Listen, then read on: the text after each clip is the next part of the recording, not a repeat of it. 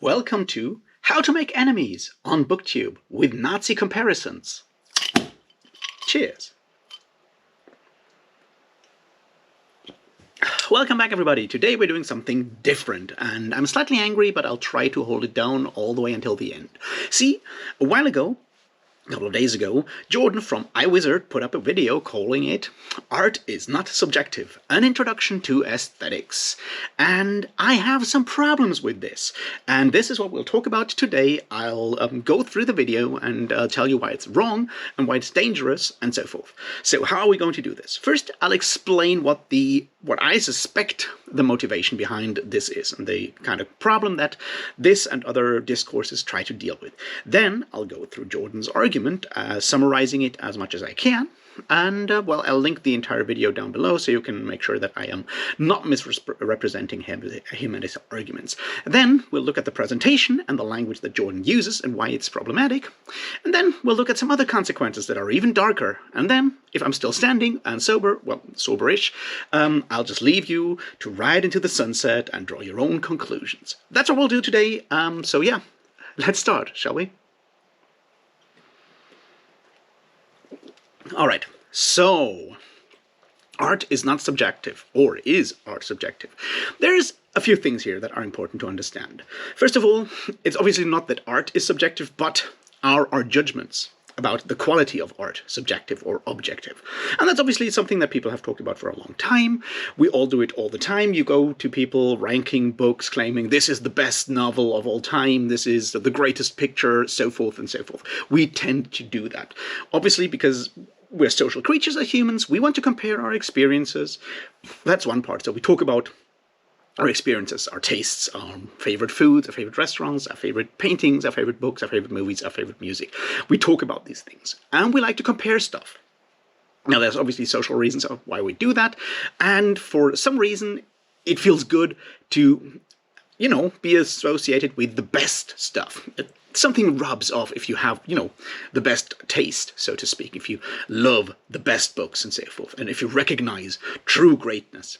That's something that is built into us humans, or has been driven into us humans through instrumental reason over the last couple of centuries. It's just something that we do. Now, the question is, of course, how do we talk about that?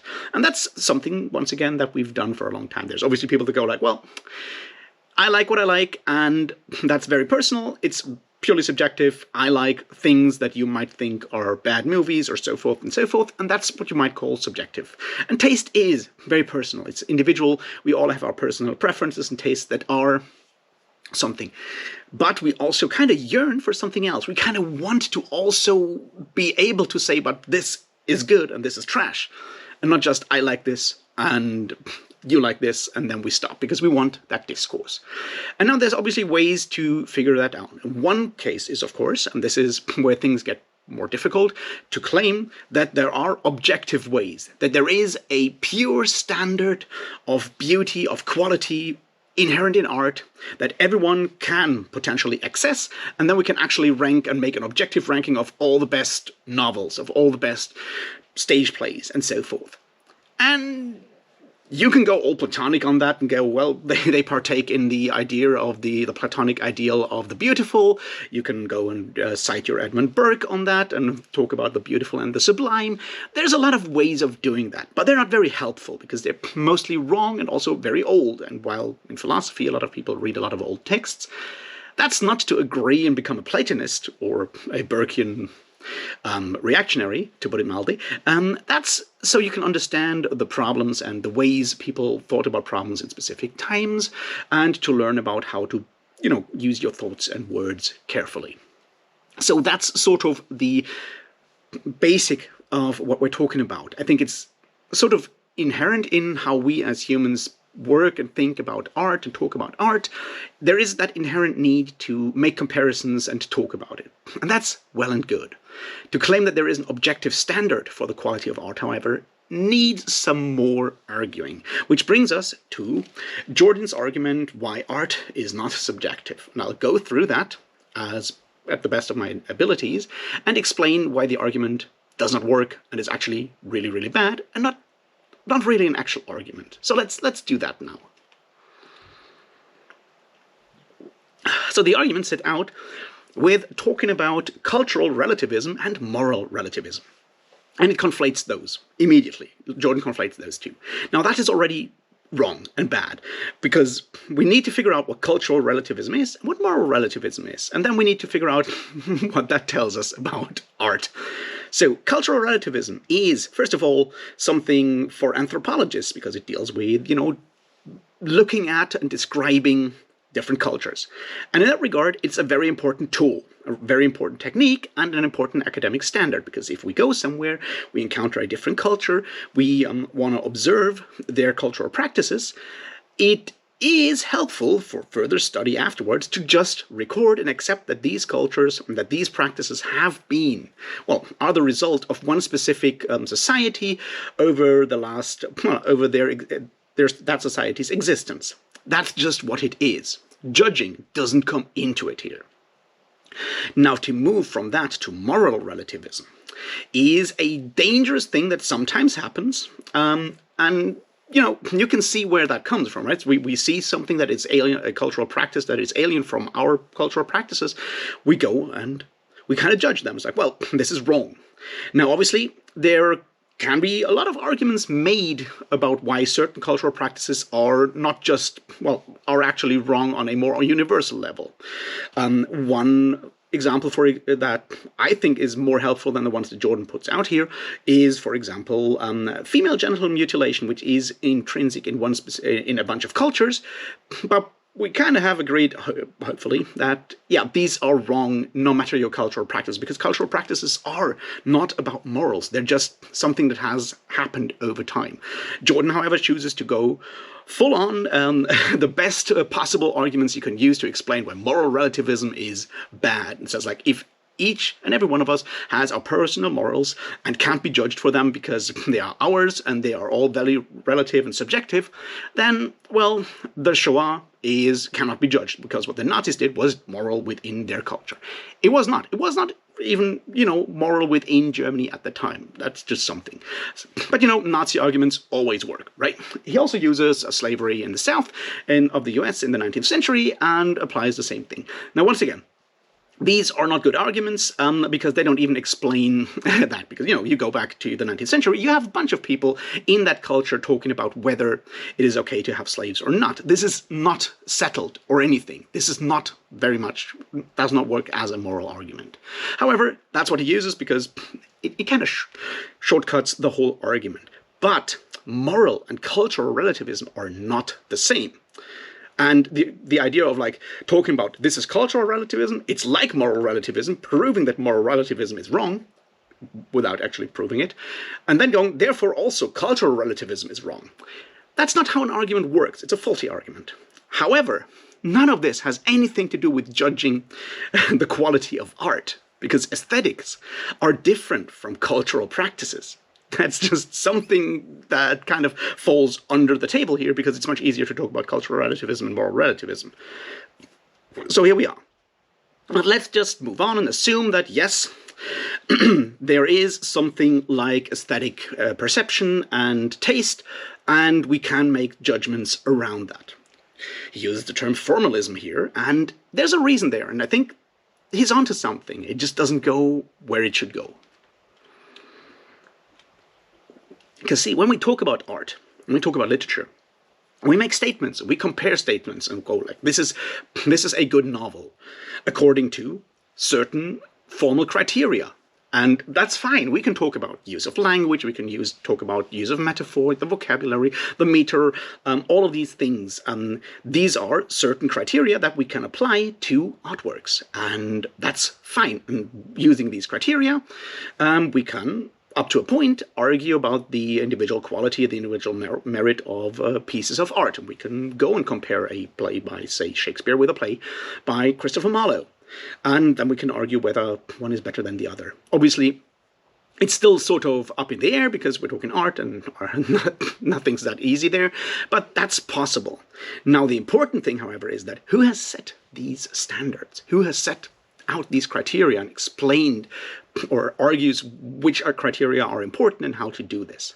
And this, I think, is where it kind of all breaks down, because We have set these down as humans, as societies. The idea of what makes a novel or what makes a specific painting work in a specific style, these are social conventions that people in a specific time and place have come up with, according to their cultural background, their history, and so forth. It only works because there is such a thing as cultural relativism. That's kind of where it gets problematic, or at least falls down. Now, Jordan uses a bunch of arguments to explain it, a bunch of examples to explain this. He goes with wine tasting. He goes like, well, there is high-quality wine, and there is low-quality wine or cheap wine, and a trained wine taster knows how to differentiate them. They have trained their palate to recognize the aging, the type of cask the wine was aged in, the kind of place the grapes were grown, and so forth. And yes, that may be true, but all that tells them is to go and all that tells them is where that wine came from, how long it has been aged, and so forth. It does not tell them whether that is a good thing or a bad thing. That aesthetic judgment is not in there. You can just say, yes, this is a very complicated thing, and all the ingredients have been incredibly expensive, so I'll argue this is better than, the €3 wine where someone just took a bunch of leftover wines from different grapes and so forth and just pulled them all together. The judgment, the criterion that makes one good and the other bad, is not in the other part. So these examples don't work. Another one that he pulls out is, of course, talking about food and saying, well, going to take like burger and fries and a milkshake and saying, I like this, does not make it, a good meal on a health basis. But yes, health is about science. It's not about personal taste. Aesthetics don't come into that. And this is kind of where the whole thing goes, because Jordan takes a long time to talk about a priori truths and a posteriori truth, and then anthropocentric truth, because that's the ones we need to talk about. And then he talks about science. And, well, that's once again where it all breaks down, because when we talk about aesthetics, these are not scientific. These are about, well, social conventions that we have come up with. Jordan thinks otherwise, and there is obviously one way to kind of go down that road, which is we need to figure out what these different aspects, these categories are, these criteria are that we use to judge art. There's basically two ways of that, two different groups of these categories or criteria that Jordan comes up with. A bunch of them are the ones that I've already talked about. Meter, use of language, use of metaphor and allegory, all of these aspects. These are, as we already discussed, well, they're social conventions built up by, the novel writing and novel reading parts of a specific society. They are contingent on that society. Now, there are some others that he mentions, which is the art has to be able to touch me as the, consumer, the reader, in this case, if we go with novels. It has to be able to touch me. It has to provide some universal truth. And use the word universal there, which is, always helpful. And because it doesn't say anything, but it sounds good. And there is something there that might be interesting. It's more in like, can it, provide some truth? Can it actually portray something, teach me something, contain some lesson or whatever that goes beyond just, the sheer mechanics, the technique of the artist, of the writer? Does it provide meaning? Now, meaning is unfortunately very slippery and also, once again, contingent on who we're talking about, because that's where it kind of breaks down. Does it touch me? Does it speak to me? All of these, what you might call wishy-washy categories. Well, they're contingent on me being able to understand the artwork. And Jordan kind of acknowledges that. And this is where the whole thing kind of breaks down and becomes not only not a good argument for objective quality or, objectively good art or great art, but becomes more dangerous and sinister. Because see, if we go like, does it speak to me? And it does not. The question is like, why does it not speak to me? And one argument, the one that we talk about when we talk about the restaurant, the food critic, the wine taster, and so forth, is that I have not trained my palate, my taste, I have not trained my faculty of taste to recognize the greatness of that piece of art. What that leads to is, of course, I need to have the capability of being trained.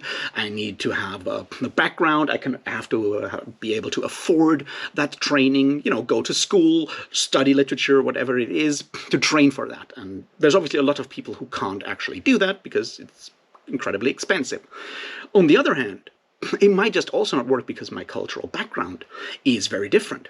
If I am, well, see, let's go back to Shakespeare. Shakespeare is, of course, powerful in that Western canon that we kind of grew up with, if we grew up in what you might call the Anglo-American and Pacific, not Pacific, but like the general Northwestern Hemisphere. If you grow up in that area, yeah, Shakespeare will probably speak to you.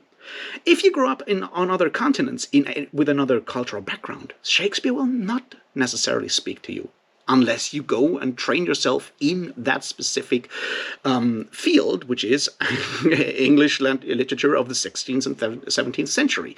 Then, yes. And that is the problem, because it implies a cultural hierarchy where if you claim that Shakespeare is universally great art, people who can't recognize that are wrong, which is where we come back to the starting point where we conflate cultural and moral relativism, or cultural and moral judgments. Because if your aesthetic judgments, according to this theory, which is wrong, are wrong, and you don't think Shakespeare is good art, then you have bad taste. And bad taste, because apparently, according to this theory and the way Jordan builds it up, cultural and moral judgments are conflated. And it's morally wrong to have bad taste, no matter why you can't actually appreciate that, what your cultural background is. Growing up as a non-white, non-Anglo-Saxon and not Anglo-American background makes you morally wrong. And what do we do with morally wrong people? Well, we force them to be morally right, which is where all of this gets incredibly sinister. And I hope I've explained in some way why the entire argument does not work. It relies on aspects that are not there. It conflates different things, in this case moral and as cultural relativism, to then prove, well, not even prove, but claim that one is wrong and therefore the other one is also wrong. It then uses, formal criteria that we have derived from, our social background, that are contingent on a specific social and cultural background. It claims these are universal and objective. And, if you don't actually understand them, you're objectively not only fail in your cultural judgments, but also in your moral, and then you're bad. And that's dark. And that's not how these things should work. However, let's look at some other aspects here, because I think we're not done yet.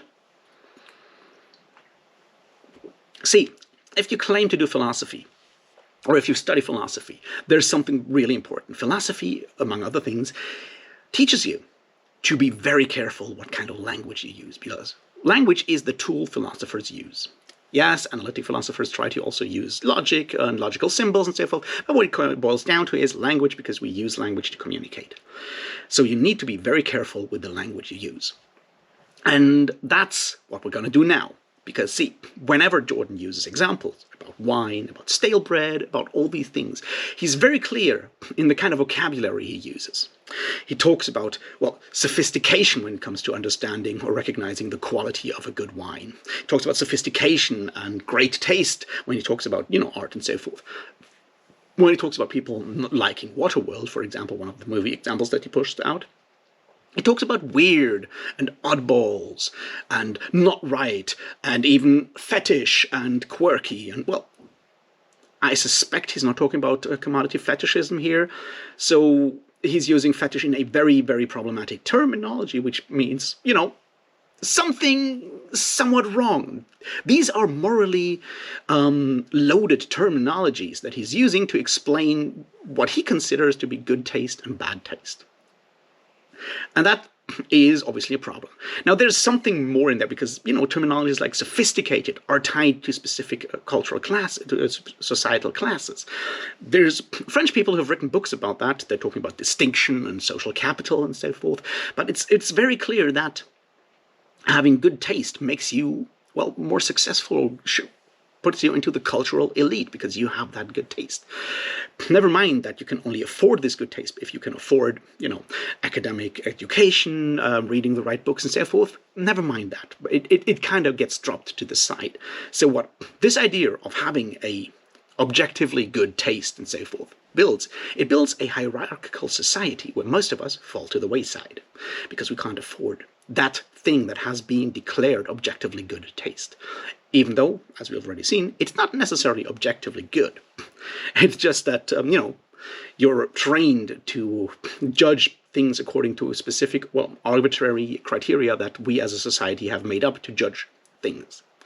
However, there's an even darker thing which really made me, do this video, because there's something more. We need to be careful with our language, and this is where I counter one Nazi comparison with another.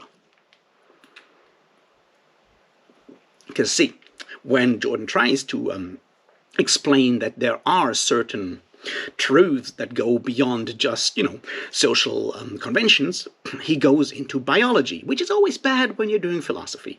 And he uses two examples. One is that when children are born with less than 10 fingers, or less than 10 toes, or more than 10 fingers and more than 10 toes, we all know that they are not right.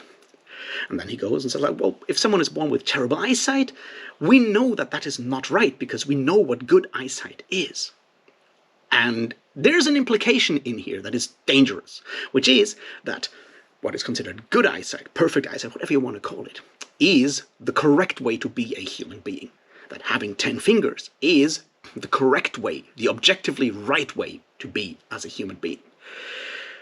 But how do we arrive there? And what's the consequence from that? See, the only way to explain what perfect eyesight is by measuring a shit ton of people and go the better you see, the better things are.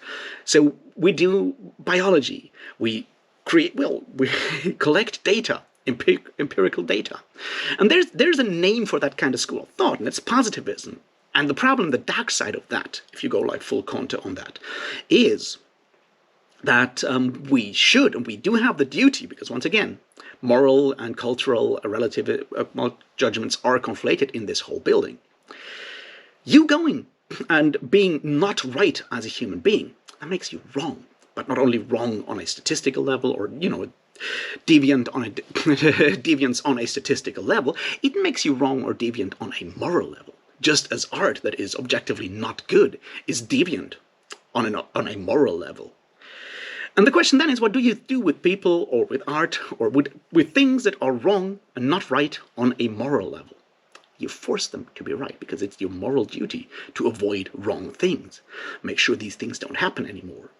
And what then happens is that you put your artworks that are wrong and deviant and morally wrong because they don't adhere to your specific categories of aesthetic greatness. You put them into special categories and call them deviant art and Entartete Kunst. And what happens with humans that are deviant from what you might call right? Humans that are wrong on a biological level, what do you do with them? You need to make sure that these people don't actually perpetuate those biological wrongness, There's a term for that. It's called eugenics. It's kind of bad, to put it mildly. And in really extreme cases, what do you do with people that are right and not right? You make sure they stop existing. There's a term out there, there's a thing out there that you may want to look up. It's called Aktion T4, or the T4 program. Google it if you want to find out where that leads. Now, obviously, I'm not calling Jordan a fan of any of these things I've just mentioned. I just want to point out where the kind of argument that he makes, using the kind of vocabulary that he makes, can lead. And as philosophers, as a philosopher, self-declared philosopher, he has the duty to be careful about the words that he uses and the consequences that follow from these ideas with the vocabulary that he uses, the language that he uses for his argument. And he's not done that. And that's something we need to, stay clear of. The dark part is, however, that the video uses a couple of things that makes it easy to fall for it. See, he quotes philosophers. He even puts in a sample or a clip from a podcast with a philosopher. He says, all of history agrees with me. and he uses good sound and level speaking. And it's easy for us to just follow for that. We should not do that. And that's where I want to leave this. To avoid falling into eugenics, to avoid falling into genocide, to avoid falling into societies where people are punished, morally punished, or punished for the crime of having bad taste. We should be careful and listen to the words that people say and judge them without the trimmings, without the sound quality, without the samples. Calls to authority are not good calls, because if you can't argue on your own, you need to go back and study some more. Anyway, that's my argument. Let me know what you think. I'll be happy to argue more. I'll be back with something about books very soon, but this one really made me angry, so here we are. I'll see you in the next one. Thanks and cheers.